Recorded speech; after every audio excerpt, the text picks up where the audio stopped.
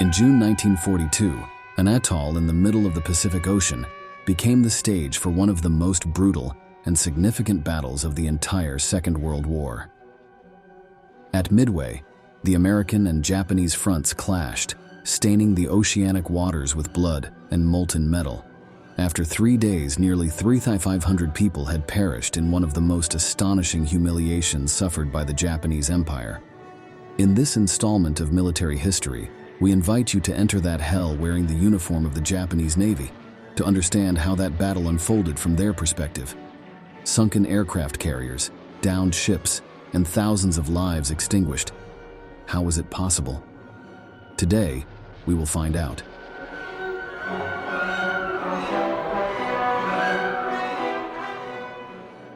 Before the Second World War, the Empire of Japan presented itself to the world as an invincible power. Japanese troops had defeated on several occasions the countries that would form the Allied bloc, thus demonstrating their tactical and material superiority. These victories allowed the small island to conquer Hong Kong, Shanghai, Malaysia, Singapore, Burma, New Guinea, the Solomon Islands, and countless nearby territories. All this expansionist zeal was summarized in a concept created and promoted by imperial authorities, the Greater East Asia Co-Prosperity Sphere. Essentially, it represented the dream of creating a bloc similar to the Soviet Union, but with Asian nations that would be led by Japan to finally liberate themselves from European influence. From the Japanese island, they felt that their military superiority also translated into racial superiority. They believed that portion of the planet belonged to Japan by right, echoing the idea of Nazi living space.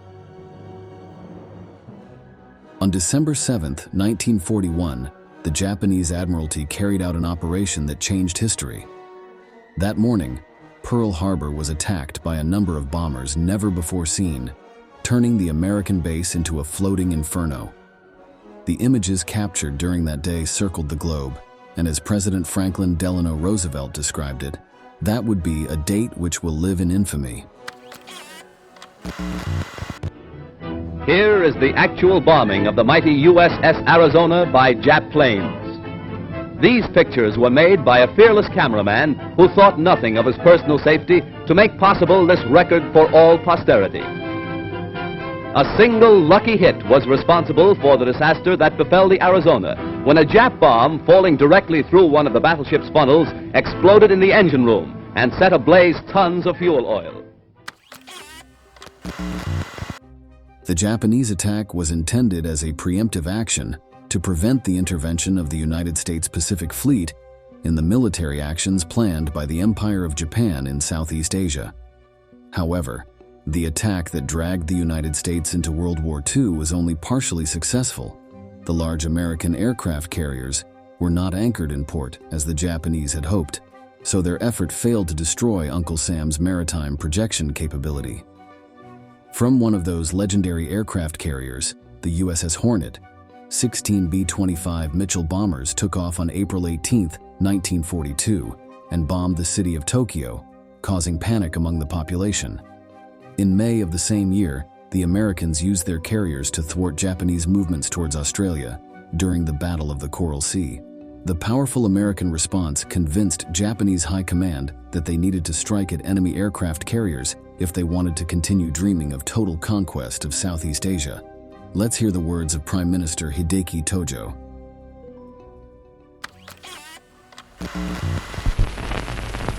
帝国の流体、東亜の荒廃、まさにこの一戦にある。一億国民が一切を挙げて国に報い、国に準ずるの時は今であります。発行を家となす公募のもとに、この人中報告の大精神ある限り、英米といえども何ら恐るるに足らないのであります。According to information provided by Japanese intelligence, the American aircraft carriers were sailing in waters near Midway Islands, an atoll located in the North Pacific, near the northwestern end of the Hawaiian archipelago. The name Midway refers to its geographical position. being halfway between America and Asia. With this in mind, Admiral Isoroku Yamamoto proposed a risky theory. He believed that remaining on the defensive against a power with the industrial might and human resources of the United States would be suicidal. Therefore, he devised an offensive plan to be executed at this strategically valuable atoll. The concept was to cause such an impact that it would force the enemy to negotiate for peace, allowing Japan to retain the conquered lands. In mid-April 1942, the Japanese decided that their best option was to lure the American aircraft carriers to sink them all, and then take Midway with the aim of expanding their defensive perimeter in the Pacific. This operation was seen as preparation for invading Fiji and Samoa, as well as potentially advancing towards Hawaii. The occupation of the atoll, similar to the attack on Pearl Harbor, was not part of a campaign to conquer America, but rather aimed at eliminating the strategic power of the Americans in the Pacific Ocean. This would allow the Japanese a clear path to establish a significant sphere of political and economic influence in the region. Like all Japanese plans during World War II, Admiral Isoroku Yamamoto's plan was complex and based on certain assumptions. Firstly, from the Japanese perspective, the only available aircraft carriers to defend Midway were the USS Enterprise and the USS Hornet. The USS Lexington had been sunk, and they believed the USS Yorktown had suffered serious structural damage in the Battle of the Coral Sea. However, after quick repairs at Pearl Harbor, the Yorktown was back in action, unbeknownst to the Japanese. Even more significant was what the Japanese assumed about American morale. Japanese high command was convinced that their rival was demoralized and unmotivated due to their frequent defeats in the preceding 6 months. Yamamoto felt that frustration could be crucial in luring the Americans into a trap, driven by a desire for revenge at any cost, thus definitively compromising their naval and air power in the Pacific Ocean. To achieve this, Yamamoto planned to disperse his forces so they could not be discovered before the battle, and then converge on the enemy with surprise and concentrated force once the confrontation began. As we mentioned earlier, it was a complex plan, but if successful, it would be a death sentence for the United States. The reality was that the Japanese were very confident, perhaps overly so to the point of overlooking some fundamental issues. For instance, capturing Midway required an unprecedented amphibious assault operation. Up to that point, the Japanese Navy had only conducted such attacks in undefended or lightly defended areas. The atoll was a small territory, so it was certain that there would be American presence across the entirety of Midway, further complicating the landing. And that wasn't the only obstacle. There were also natural challenges standing between Japan and its imperial dreams. The atoll is surrounded by vast coral reefs, which are a deadly trap for any unprepared amphibious vessel. Even at high tide, the water depth was barely enough for Asian boats to cross the reef without suffering structural damage. This meant that the invasion would largely have to be conducted by air, placing excessive importance on the imperial aircraft carriers. The success or utter failure of the mission depended entirely on the performance of these ships, which proved to be a fatal decision. Let's return to the final days of April 1942, when the Japanese Admiralty was preparing its strategy. The problem with the Japanese was that they had scattered their fleet over a very wide area. It was organised into component parts, none of which could support each other. So, in effect, as a total number, the Japanese outnumbered the Americans, but when it came to a face-to-face battle, they didn't. In order to deceive the enemy, Yamamoto dispersed his ships so that all remained hidden before the battle. His group of battleships and supporting cruisers followed Vice Admiral Chuichi Nagumo's aircraft carriers several hundred kilometers away. Their mission was to approach and destroy any elements that could defend Midway after being weakened by attacks from the aircraft carriers.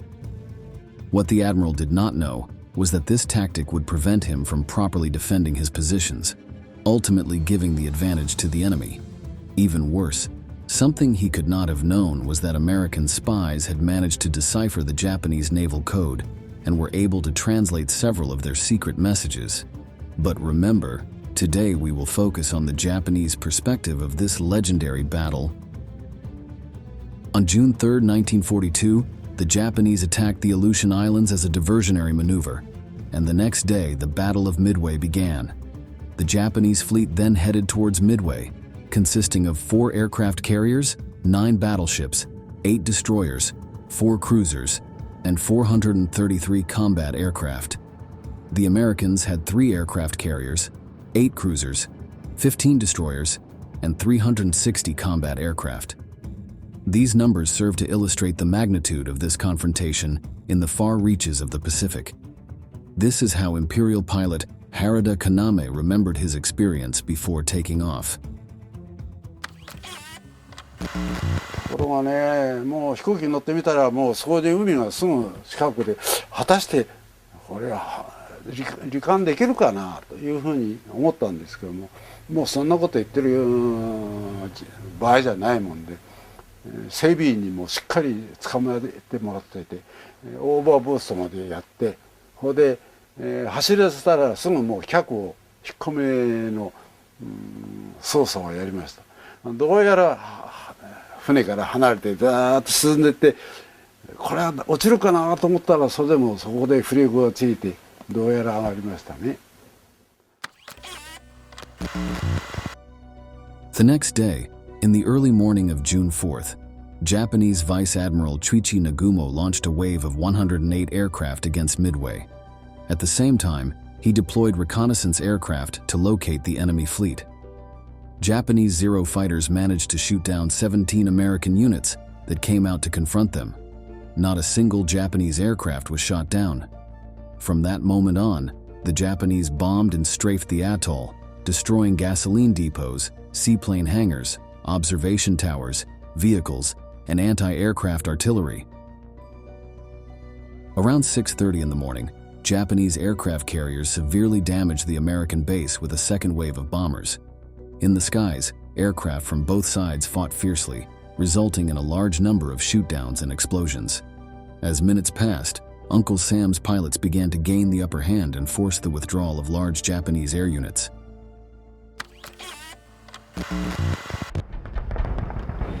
Japanese planes were shot down by the score.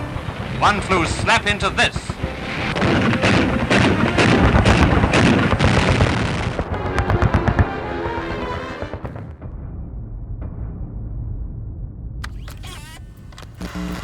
Of the 108 Japanese aircraft used in this initial advance on Midway, 11 were destroyed, 14 suffered severe damage, and another 29 required repairs. With these figures, and considering that American bombers could still use parts of the base to refuel and return to attack, the first wave was considered a failure.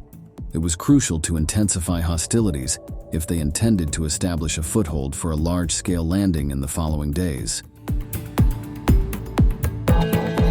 The Japanese officer in charge of the operation, Joichi Tomonaga, communicated to Admiral Nagumo that it was necessary to launch a second raid to complete the destruction of the base.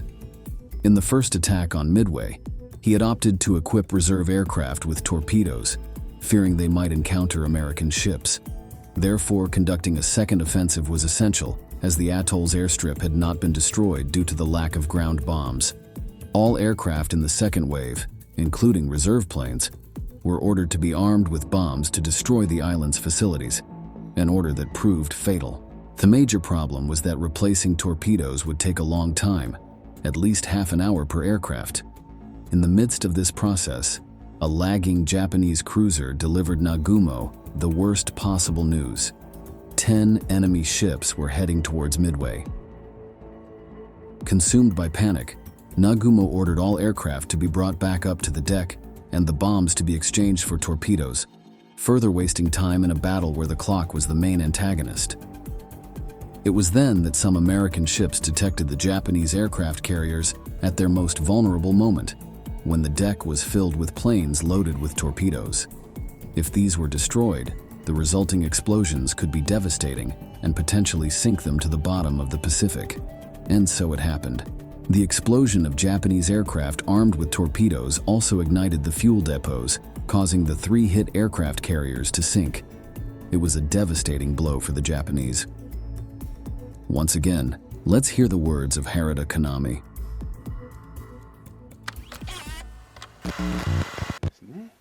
だから我々は見たところがその下張ってくるんですよ、雷撃隊ね。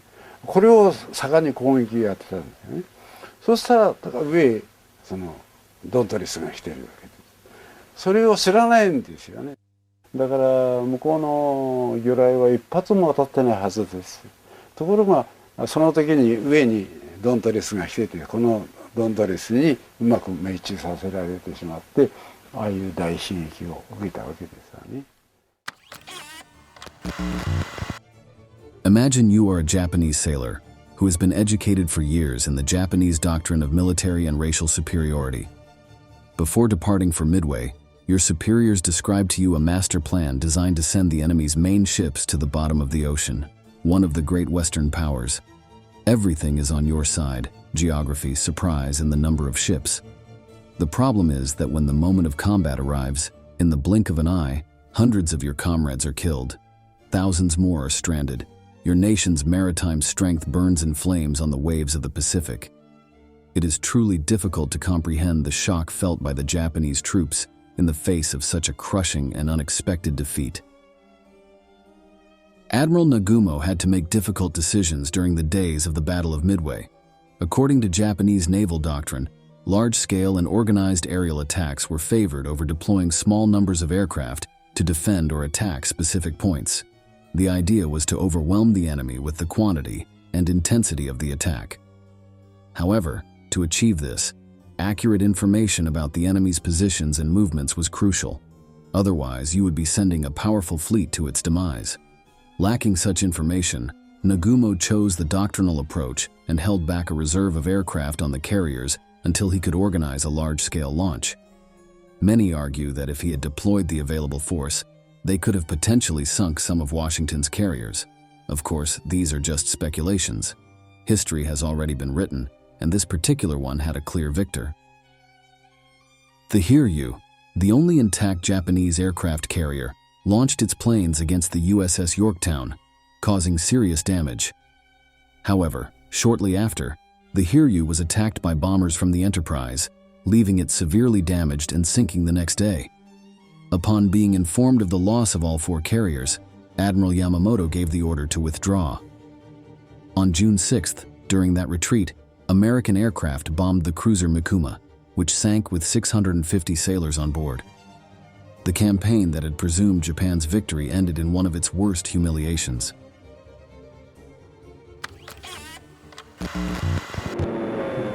Now putting to sea with a U.S. Navy cameraman, we see a new chapter just released of the great American naval victory at Midway, the attack on the carrier Yorktown. Filmed under fire, the battle that cost the Japs 10 warships, 4 carriers, and nearly 300 planes. Damaged by direct hits, the gallant Yorktown steams on. Her flight deck ablaze, the crew calmly fights the flames as gunners keep up their withering barrage of anti-aircraft fire. The Japanese lost 4 aircraft carriers, a cruiser, 250 aircraft, and 3,057 men, including sailors and pilots. These pilots were the most skilled and experienced in the Japanese Air Force. There was no doubt. The United States not only won, but also demonstrated that it was stronger than ever and willing to fight to the end to avenge what happened at Pearl Harbor. The significance of the battle on that small atoll cannot be underestimated. It was a turning point in World War II, with many attributing Japan's defeat in the Pacific to this failure, a viewpoint supported by strong arguments. Losing 4 out of their 6 aircraft carriers left Japan unable to pursue further conquests in Asia and the Pacific Ocean. After Midway, Japan lost military initiative and adopted a defensive posture, which its admirals had diagnosed as a serious mistake. For the first time in the war, the number of Japanese and American ships was equalized, with the advantage that American industry could build new aircraft carriers more quickly. In fact, by 1945, Washington managed to launch 35 aircraft carriers, while the Japanese barely compensated for those lost at Midway. America is building freighters by day and night. Red-hot rivets and red-hot rivet catchers are on the job. They're turning out the ships, and the ships are delivering the goods. The production capacity was central to what happened in the rest of the War of the Pacific. The American industrial machine was gearing up in 1942, and its products really started to come out in mass numbers in 1943. Analyzing Japan's defeat from the perspective of its admirals and soldiers, it's possible to identify a factor that condemned the empire throughout the conflict: overconfidence and limitless imperialistic vision. Every Japanese man was convinced that their nation could defeat any army on the planet. At the same time, there was blind faith in the complicated military strategies of their officers, which relied not only on the capability of their men, but also on luck. Relying on fate and fortune is not uncommon in wartime, but it should be the exception rather than the rule. Finally, the primary reason for Japan's failure was the lack of emphasis on intelligence work. Having a gigantic and well-prepared fleet is excellent, but it's useless if your soldiers operate with unconfirmed information and your messages are intercepted by the enemy. For all these reasons and more, the American victory at Midway remains a fascinating and pivotal chapter in World War II. On December 7, 1941, Japan launched a massive surprise air attack on the American base at Pearl Harbor. Within 2 hours, dozens of American ships were ablaze, along with hundreds of their planes. Thus, the Empire of the Rising Sun began its ambitious and bloody campaign of conquest across the Pacific.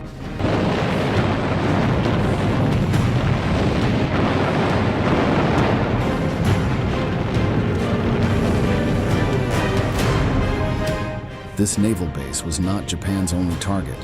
Almost simultaneously, all of the European colonies in Southeast Asia were besieged by brutal Japanese soldiers. The reason for this large-scale offensive was obvious. Only with a lightning attack could they seize all the resources necessary for final victory. If they failed, defeat would be the only fate that awaited them. Today, in this new episode of military history, we will tell you all about Japan's brutal initial campaigns during World War II and their terrible cost. No matter how long it may take us to overcome this premeditated invasion, the American people in their righteous might will win through to absolute victory. Historically, World War II began on September 1st, 1939, with the invasion of Poland by German forces. However, some historians argue that the start of the war began a few years earlier. On July 7, 1937, after decades of tensions and minor clashes, Japan launched a massive invasion of China. Within months, many of its most important cities, such as Shanghai and Nanjing, fell into Japanese hands. Imperial soldiers, who regarded their enemies as subhumans, quickly committed terrible atrocities against civilians and captured prisoners of war. Although the conflict did not spread until 1939, all the major powers were watching these battles.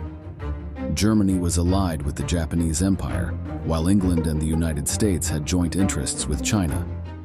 Uncle Sam's nation feared that the Japanese would use their conquests as a springboard to expand into European colonies in Southeast Asia. It was not long before his suspicions were confirmed. By the end of 1940, the war had finally spread to Europe, with many of its great powers involved, although the Nazis had a clear advantage. France had fallen surprisingly quickly, and the British had been driven from the mainland to their island.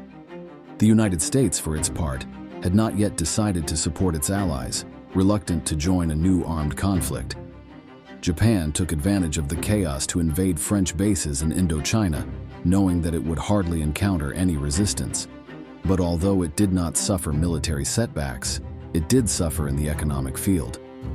The Americans decided to embargo the sale of oil to the Asian. From one day to the next, the Japanese lost their main market, and their entire war industry was in danger.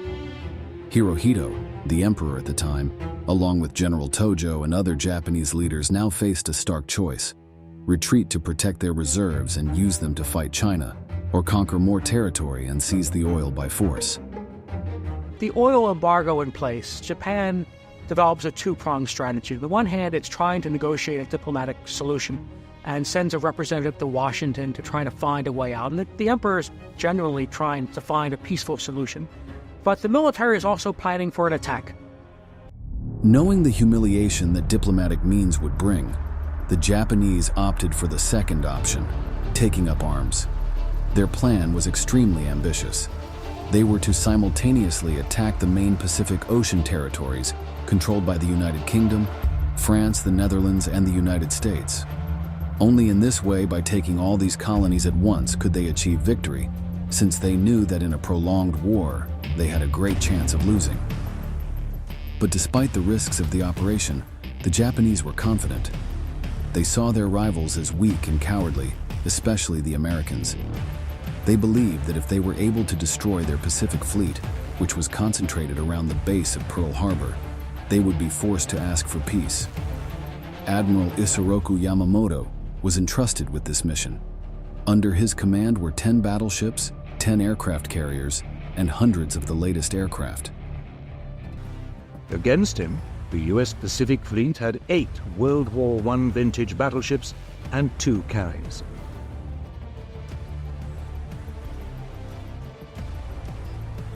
Yamamoto planned the attack with great care. He would hit the US fleet in Pearl Harbor on a Sunday, since, according to intelligence reports, it usually spent the weekends in port. This meant that the ships would be in port, where they would be easy prey for bombing. December 7th, 1941, was chosen as the fateful date for the offensive. To make the attack even more surprising, a Japanese delegation traveled to Washington a few days earlier to negotiate a possible Japanese withdrawal from Chinese territory. The Americans had no idea that one of the key moments of the entire Second World War would soon arrive. At 6 a.m. on December 7th, the first wave of aircraft took off from the aircraft carriers located just a few leagues from the base. Most of the soldiers and sailors stationed at Pearl Harbor were just beginning to wake up when the sirens began to sound. Just as Yamamoto had planned, they were taken completely by surprise.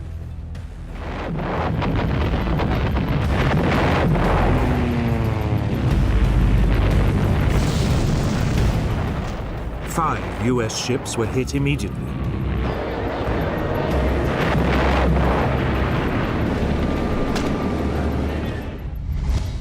"21 ships were sunk, most of them unable to respond, and air bases were destroyed by bombs from Japanese planes. Within hours, the American naval port lay in ruins as fire devoured everything in its path. Before the defenders could mount a counteroffensive, the attackers retreated back into the open ocean, leaving behind only chaos and destruction.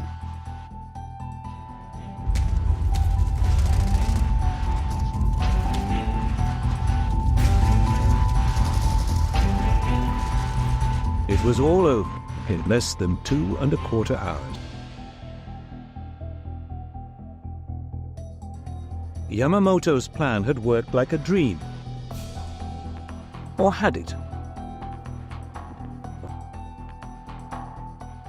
The 2 American aircraft carriers at Pearl Harbor were not at the base at the time of the attack, so they were not damaged.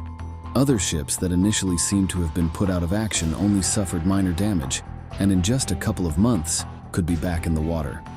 In addition, the opinion of the American public, which had been against the war, now turned completely in the opposite direction. Thousands took to the streets calling on then-President Franklin Roosevelt to join the Allies, and he did so the very next day. But as mentioned above, Pearl Harbor was not the only target of Yamamoto and his fleet.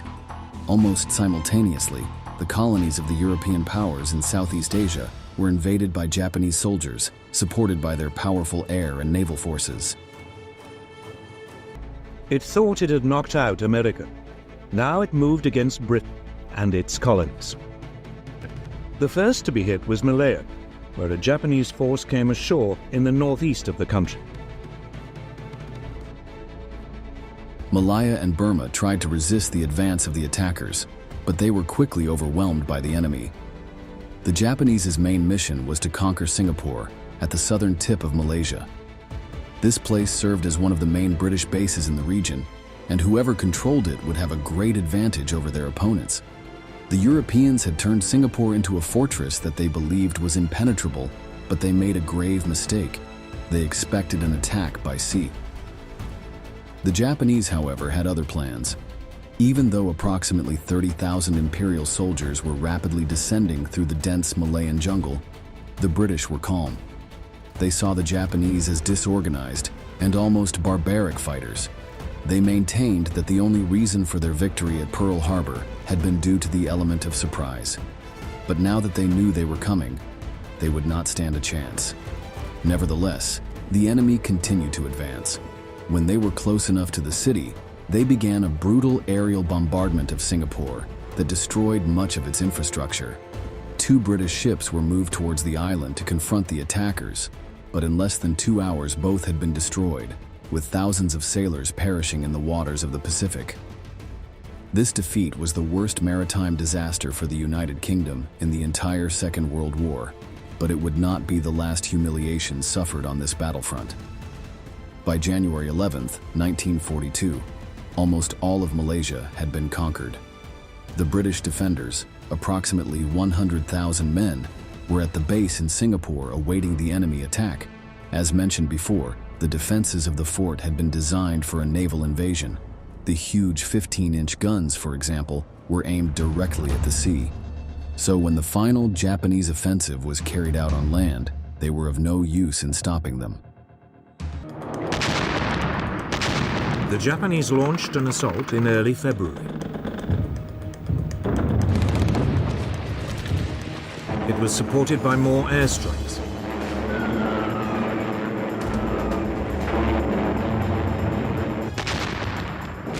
The British defense was soon reduced to chaos.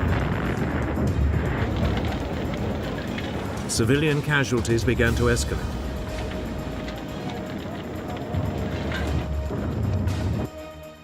For 4 days, the British tried to hold out as long as possible, seeking to inflict as many casualties on the enemy as possible. But reinforcements were never sent, and knowing that postponing the fighting would only mean more defenders dead, they eventually surrendered. More than 90,000 British soldiers became prisoners of war in what turned out to be the largest surrender of an English force in history. This defeat not only meant the loss of the important naval base at Singapore, but also marked the beginning of the collapse of the British Empire in Asia. Elsewhere on the continent, the Japanese continued to reap success after success. In the Philippines, an American colony, the Japanese had managed to eliminate American air bases through intense bombing. Without encountering any resistance, they were able to land on its shores in freedom. The defenders were quickly surrounded by the attackers and had to give up miles of territory. In just 10 days, Manila, their capital, had been captured. Uncle Sam's surviving soldiers were forced to retreat to the Bataan Peninsula, the last point of control in their hands. As with the British in Singapore, they sought to hold out as long as possible until their superiors sent reinforcements. And as their hopes were in vain. On April 3rd, 1942, a massive Japanese assault swept away the defenders, who had to surrender a week later. Before boarding the ship on which he was evacuated, General MacArthur, in charge of the American forces, declared, "I will return." With the fall of the Philippines, the only remaining Allied base in Asia was Burma. This English colony had held out a little longer than the others, but the final results were no different. The British defenses had been utterly neglected. There were only some 15,000 men defending the country. They were no match for the Japanese.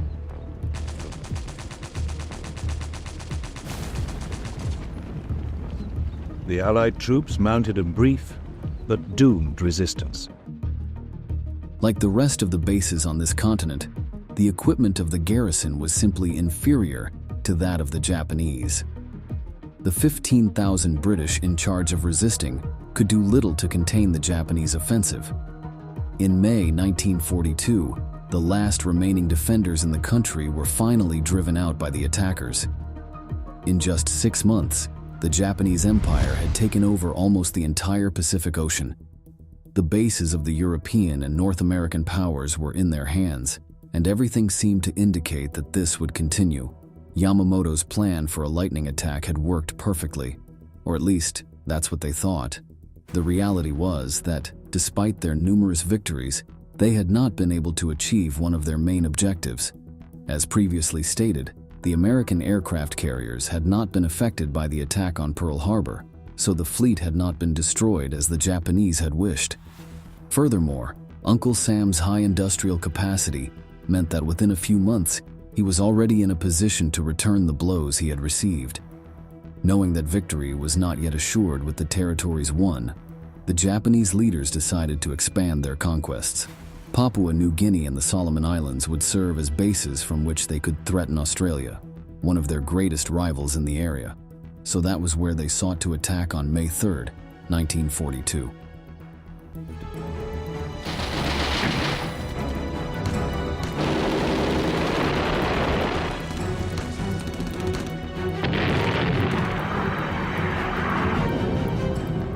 The islands fell quickly, but the Americans had an ace up their sleeve. They had been able to decipher Japanese communications, and so they knew when and where the offensive would be to take the rest of the objectives. When the Japanese fleet entered the Coral Sea, in preparation for the invasion of Papua New Guinea, the American ships were waiting for it. The naval battles lasted 2 days before the Japanese withdrew. In practical terms, the battle was a draw, since both sides lost an aircraft carrier. But it was actually a major tactical victory for the Allies, as Australia was now out of imminent danger. The Japanese, however, did not sit idly by. Their next target was the Midway Islands near Hawaii. From there, they would be able to launch another devastating attack on Pearl Harbor that would this time put the fleet out of action once and for all. But they were not yet aware that the Americans could listen in and read all their communications. Once the objective of the next attack was clear, they planned a naval ambush against the Imperial Navy. The Battle of Midway began on June 4, 1942. It is considered by many to be the turning point of the entire theater of operations in the Pacific. Both sides decided to risk everything, moving most of their aircraft carriers into combat. Hundreds of ships and planes faced each other for 3 days in the blue waters around the islands. For a moment, it seemed that the Japanese, led by Admiral Nagumo, had gained the upper hand, as the antiquated American planes were unable to damage their ships. But while the Japanese fought off the fighters, American bombers, which had remained out of radar range, swooped down from high altitudes. US dive bombers, approaching unseen at high altitude, hurtled down on these ships. The Japanese were caught completely by surprise. Nagumo had gambled once too often and was now at the mercy of American air power. Within 5 minutes, the US dive bombers had reduced 3 of Japan's largest aircraft carriers to flaming wrecks. All would later sink. The destruction was total. All 4 Imperial aircraft carriers were reduced to ashes by bombs, and the loss of more than 300 aircraft and approximately 2,000 men was added. The United States, for its part, lost only 1 of these ships. After Midway, Japan was deprived of its naval power. For the duration of the war, it was never again able to threaten the Allies. It was now completely on the defensive, while the Americans prepared their massive counterattack. Late in the afternoon that day, the Hiryu was also hit and turned into a blazing pile. In a matter of hours, Japan's mastery of the sea had been destroyed. The attack on Midway Island had achieved nothing. But the Japanese were still far from being defeated. In land battles, they had not yet known defeat. Seeing their plans for maritime conquest faded, they decided to strengthen their position on the mainland. That was why they once again focused on the region of Papua New Guinea, in addition to strengthening their bases in the Solomon Islands. As mentioned, from there they could threaten the cities of Australia by air.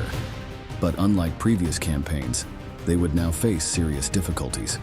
The defenders had learned to fight in the dense jungles of the Pacific, and Japanese supplies remained scarce. In addition, Allied naval superiority meant that reinforcements brought by sea frequently ended in disaster, with most of the soldiers drowned or captured. One of the most important Solomon Islands for the Japanese was Guadalcanal. There, the Imperials had built an airfield from which they could attack the maritime convoys that supplied the Americans. Knowing that the Americans were preparing to invade, the Imperials strengthened their defenses. This next battle would determine their final victory or defeat. The Allies landed on the island on August 7, 1942. At first, they met no resistance. The Japanese let them settle in peace for the first day, but if the Americans thought that meant they were ready to surrender, they were very much mistaken. During the night, a naval force destroyed the American ships on the coast. The few ships that remained had to flee. The Allies now found themselves completely isolated in the jungle. But the Japanese were not able to take advantage of their situation. They decided to retreat inland to strengthen their position, but this allowed the Allies to take the airfield for themselves. Thus, the Imperial soldiers were deprived of their airbase, from which they could stop the arrival of enemy reinforcements. The Japanese situation had become desperate. It took the Allies another 2 months before the Japanese were finally overwhelmed.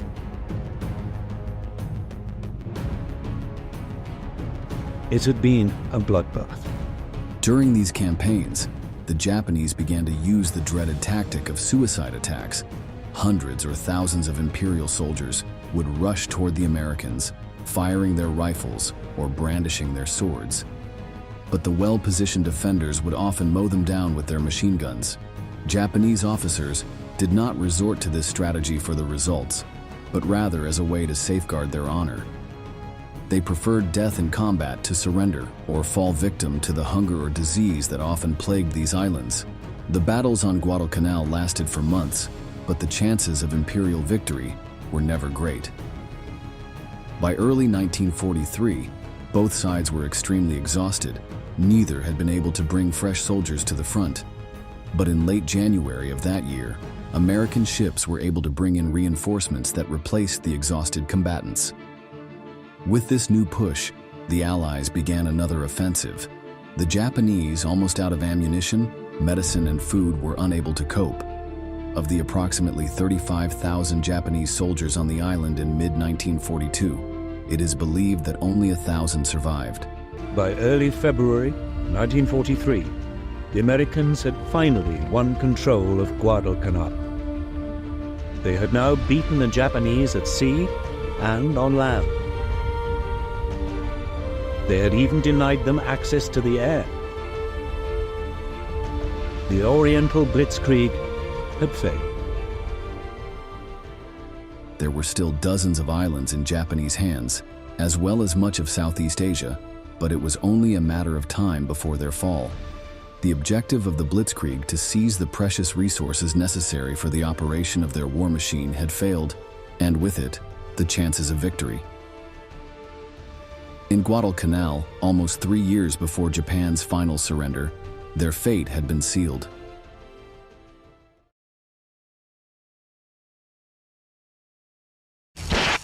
Night falls on an island in the Pacific Ocean. On one side, over 2,000 fierce soldiers from the Empire of Japan are given the order to capture Point Lunga and the Guadalcanal airfield.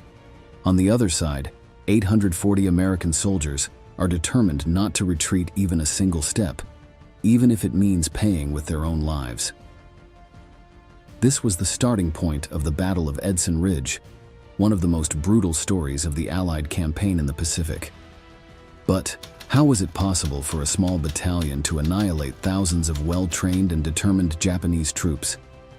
In this new installment, we will find out by stepping into the boots of the soldiers who fought in Guadalcanal. During World War II, the Pacific Front was one of the main theaters of action for the U.S. forces. Many of their military operations were concentrated there, and one of the most impressive began in August 1942 with the Guadalcanal Campaign, also known to the Allies as Operation Watchtower. It lasted until February 9, 1943, marking the first major offensive launched by the Allies against the forces of the Empire of Japan, the Asian ally of the Third Reich.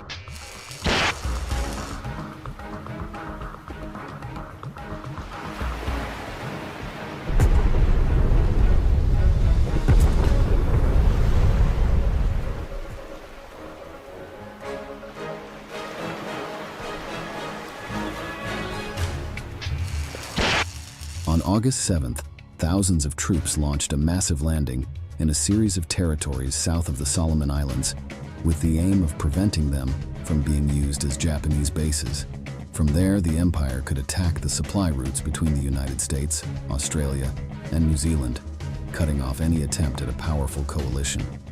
The Allies also sought to use Guadalcanal and Tulagi as a starting point from which they could support a campaign to capture or neutralize the main Japanese bases in Rabaul, New Britain. Being an ocean dotted with tiny territories, the Pacific presented great strategic complexities. Any conquered portion could mean military superiority. After establishing an initial foothold within marine landings, the United States quickly found itself on the defensive. It would be the first time they faced off against a major Japanese army unit. Initially, the Allied forces overwhelmed the Japanese troops, achieving a swift victory that allowed them to plant their flag in a region of great importance. To give you an idea of the significance of Guadalcanal, this small island even had an airfield under construction, which would allow for constant takeoffs near the Allies' supply route. This is why the Japanese were unwilling to relinquish the enclave. Since August 1942, they made several attempts to reclaim what was lost, resulting in a total of 3 land battles, 5 naval engagements, and daily aerial combat. Among the land battles, one was particularly marked by its violence and epic nature: the Battle of Edson Ridge, a fierce struggle for control of the Guadalcanal airfield.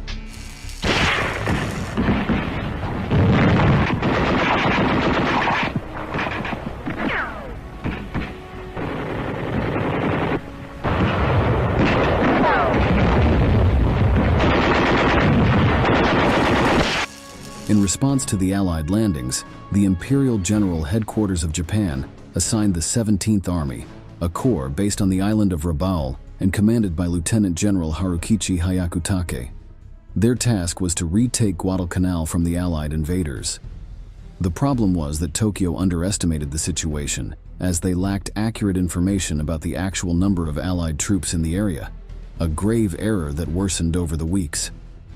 The 17th Army was heavily involved in the Japanese campaign in New Guinea, leaving few units available to send south to the Solomon Islands. Among the trained combat personnel were the 35th Infantry Brigade, under the command of Major General Kiyotake Kawaguchi, stationed in Palau, the 4th Infantry Regiment, based in the Philippines, and the 28th Infantry Regiment, commanded by Colonel Kiyonao Ichiki, embarked on transport ships near Guam. The different units began to move towards Guadalcanal immediately to concentrate all efforts into a single, powerful offensive. On September 7, 1942, Major General Kawaguchi decided it was time to, in his own words, lead and annihilate the enemy in the vicinity of the Guadalcanal airfield. His plan was to organize his troops into 3 divisions to approach the perimeter of Point Lunga, a coastal section to the north of the island, culminating in a surprise night attack that would destroy the Allied presence. One portion of the forces would advance towards the perimeter from the west, while a second army, known as the Kuma Battalion, would do so from the east. The main assault would come from Kawaguchi's central force, which had 3,000 soldiers divided into 3 battalions. By September 7th, most of the Japanese personnel were marching towards the coastal line of Point Lunga, with around 250 soldiers remaining at the base to guard the brigade's supply depot. On the other side, the Allies were aware that the attack was imminent and prepared for it. Between August 21st and September 3rd, General Alexander Archer Vandergrift had made intense efforts to improve the defensive capabilities of the Lunga perimeter. He had relocated 3 Marine battalions from Tulagu and Gavutu to Guadalcanal. And native scouts under the direction of Martin Clemens, an officer of the British Solomon Islands Protectorate Defense Force, sent reports about the Japanese presence. This way, the U.S. Marines learned of the Japanese soldiers stationed at Taivu. On September 8, 1942, the distinguished Brigadier General of the Marine Corps, Merritt Austin Edson, was put in charge of the situation. He planned a powerful offensive against the Japanese landings, which would allow them to defend all of Guadalcanal, even against a numerous and well-armed enemy. Edson's men, after being transported by boats to near the Taivu base, occupied Tasimboko, causing the Japanese defenders to retreat into the jungle. Moreover, at that location, the American troops discovered Kawaguchi's main supply depot, which contained large quantities of food, ammunition, medical supplies, and a powerful shortwave radio. After destroying everything in sight, except for documents and equipment that they took with them, the Marines returned to their initial perimeter. This was a severe blow to the Japanese strategy. Kawaguchi's men suddenly found their supplies depleted. But the most important thing was what the Americans learned from the raid. The amount of supplies, along with the intelligence gathered from the captured documents, indicated that at least 2,000 Imperial soldiers were on the island preparing for an attack. Edson, along with Colonel and Operations Officer Gerald Thomas, was correct in believing that the Japanese attack would come from a narrow, grass-covered coral ridge located 910 meters away and parallel to a river that bordered just south of the Guadalcanal airfield. This area, known as Point Lunga, provided a natural route to approach the facilities and had almost no defenders at that moment. It was the weakest link in the entire chain. To withstand the imminent assault, on September 11th, 840 men from Edson's battalion positioned themselves around the ridge. They knew their mission was suicidal, as they had to defend the area against an enemy who nearly tripled their numbers. At nightfall, under absolute darkness, they stood their ground against incessant waves of Japanese soldiers sent by General Kawaguchi. Against all odds, the American troops defending the ridge shifted the landscape of the entire war. Before the day ended, the Japanese attacked Edson's 840 Marines, who had to fall back several hundred meters before the Japanese halted their night assault. It was a promising start for the Japanese, but it was only the first encounter in a battle that would stretch over several blood-soaked days. The following night, Kawaguchi and his more than 2,000 soldiers faced the entire Allied force in what became known as the Battle of Edson Ridge, named in honor of the leader who made the victory possible. In this second engagement, the American front had a small ace up its sleeve, a supply of light artillery, which provided excellent results in defending their position. Kawaguchi's 1st Battalion attacked the American right flank, but this time it was not as straightforward as in the initial combat. Although they managed to break through the Marine lines, the Japanese attack was halted by the units guarding the northern part of Point Lunga. Thus ended the first night of fighting.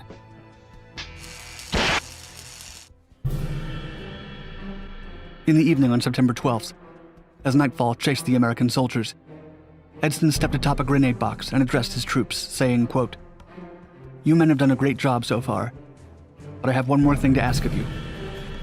We have to hold out just one more night." The next morning, September 13th, Edson ordered a counterattack. They did not manage to penetrate much territory, so the American troops fell back to regroup with the reserves and avoid diluting their capabilities. On the other hand, the Japanese made good use of the daylight hours to prepare for a second battle. This time, Kawaguchi would not separate his battalions or send soldiers through the jungle, which proved to be a subtle tactic. Instead, his men would advance directly towards the enemy, just as Edson had originally anticipated. The next attack began as soon as the sun went down.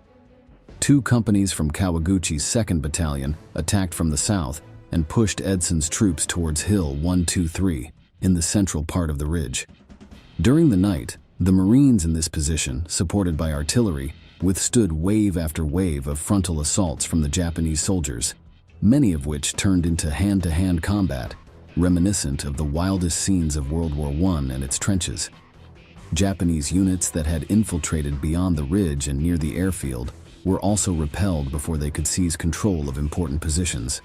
Nevertheless, the situation was much more complex than during the initial attacks. Kawaguchi's troops seemed determined to annihilate the Americans. The situation was increasingly showing in favor of Japan. The American soldiers were getting scared and falling back, till Edson came out of the command post with a couple of officers and strongly yelled at his soldiers to keep on fighting. Brutal attacks by support battalions known as Kuma and Oka, positioned at other locations along the Lunga perimeter, were repelled by Edson's 840 soldiers.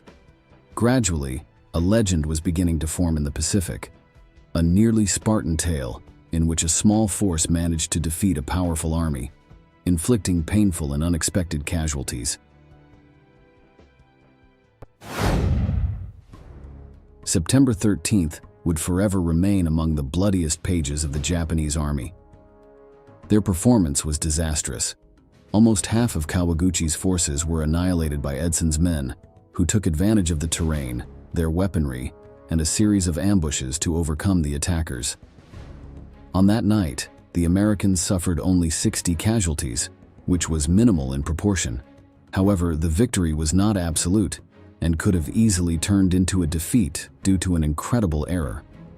Due to technical and human communication problems, some of Edson's soldiers thought they were retreating towards the north, heading for Henderson Field. This created an organizational crisis that had to be resolved by Major Kenneth Bailey. The man, who had suffered a severe head injury, took charge of regrouping the soldiers and updating the strategy initially devised by Edson. In this way, a second defensive wave was established, allowing the battle to continue for more than 10 hours into the morning of September 14th. The tide began turning as heavy artillery fire was used by the Marines against their enemy. The Japanese who made it past these defenses were met by armed soldiers. If some brave or talented soldier managed to avoid the guns, they would be met by American fists. Several hand-to-hand battles were fought in the darkness. Each wave of Japanese soldiers was taken down. Without Kenneth Bailey's incredible actions, the Japanese could have captured Point Lunga and also Henderson Field, which would have been a severe blow to the American presence in the Pacific. One can only imagine how this would have affected the campaign against the Axis in Asia. As we've mentioned, these victories in small territories proved crucial for the final outcome of the conflict, as they allowed the Allies to maintain a constant flow of resources to strangle the Japanese Empire. On September 14th, Kawaguchi led the survivors of his brigade on a 5-day march to the Matanikau Valley, where they joined Oka's unit.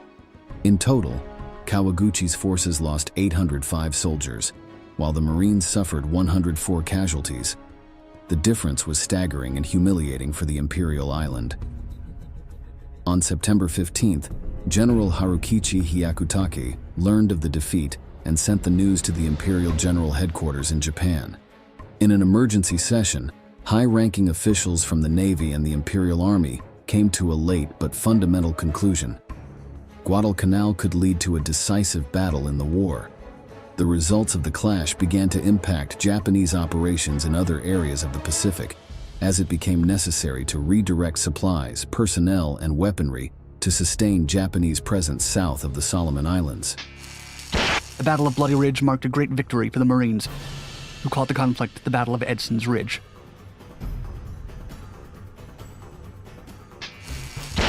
General Harukichi Hyakutake realized that he could not send enough troops and supplies to defeat the Allied forces stationed on Guadalcanal without pulling support from other fronts in Oceania. Therefore, with the approval of headquarters, he ordered the withdrawal of troops from New Guinea until the Guadalcanal situation was resolved. Additionally, he prepared to send more troops to the area defended by Edson's men in an attempt to retake the airfield. As the Japanese regrouped to the west, U.S. forces focused on bolstering and strengthening the Lunga defenses. On September 18th, an Allied naval convoy landed 4,157 soldiers of the 3rd Provisional Brigade and a battalion from the 11th Marine Regiment, along with 137 vehicles, tents, aircraft fuel, ammunition, food rations, and engineering equipment on Guadalcanal. The cavalry had arrived, and now the Japanese faced a much more formidable enemy. This would not have been possible without the initial resistance of the 840 soldiers led by Merritt Edson, which had severely diminished the enemy's presence in the area. General Kawaguchi had lost 830 men during the battle. A still unclear number of wounded soldiers were also lost during the trip to Marnikau.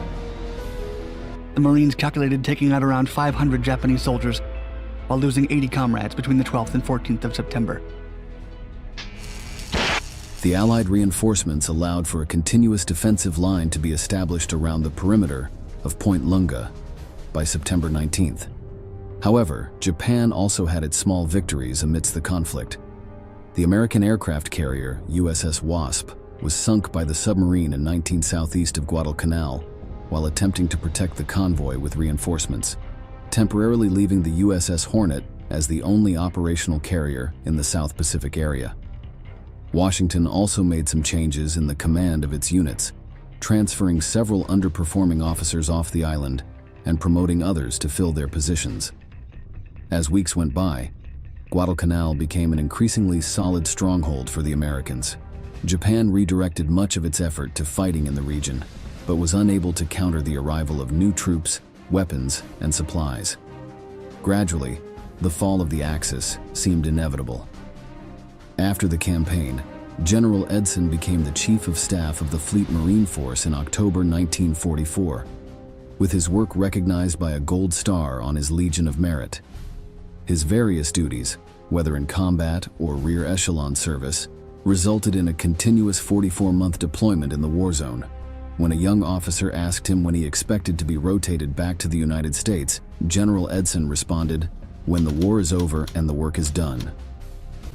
For his extraordinary tactical ability and heroic actions far beyond the call of duty, Major General Merritt Austin Edson received a Medal of Honor citation, the highest decoration within U.S. service. To this day, his strategies are studied to understand how to overcome a numerically superior enemy by leveraging the terrain, weaponry, and the context of a conflict. And so, we reach the end of this epic video, where we analyzed one of the most remembered actions of the Marines in the Pacific. If you enjoy this type of content and want to learn about equally important events, we invite you to subscribe and activate notifications for our channel. Without further ado, we bid you farewell until the next installment of Military History. Thank you for joining us.